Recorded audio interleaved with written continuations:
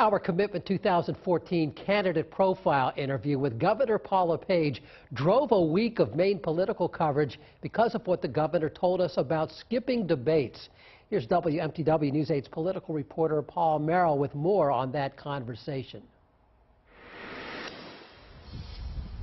Love him or hate him, but nobody ever accuses Governor LePage of being boring. His base of supporters is unwavering, but those voters may not be enough to win him a second term. Hello, Governor. This is Governor LePage in his element, speaking French with people at Lewiston's Franco Center, literally across the street from where he grew up. Governor Paul LePage. He's grown during his time in the Blaine House, too, but some things haven't changed. Am I a politician? No. Will I ever be a politician? No. Have I learned a lot? I'd say in the last 18 months you haven't heard outlandish comments. So it's a learning curve, and I've gotten through it very well. We asked the 65-year-old if he regrets any of the verbal bombs he's dropped in the past. 10 minutes. The one comment was a comment about a certain petroleum jelly that I probably shouldn't have used because I gave somebody 15 minutes of fame who didn't deserve it. That's why you're sorry for that one? Yeah. Not because of the actual content of the comment? The content of the comment was it was maybe graphic, but there was nothing in there. It was not nearly as bad as some of the things you hear him say. I think his egregious comment of we don't care what the governor wants, we have the votes, if you look at what that really means, that was more egregious than what I said. But he's the first one to give it to the people without providing Vaseline.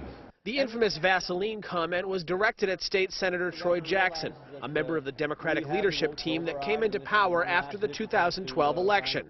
Other Democratic leaders include Senate President Justin Alfond and House Speaker Mark Eves. Calling Governor LePage's relationship with these men acrimonious is an understatement. I'll tell you, there's some good leaders up there. When Emily Kane and Barry Hobbins were there, we got all kinds of meetings together working. We didn't always agree, but we could talk. These people here, it's just been incredible.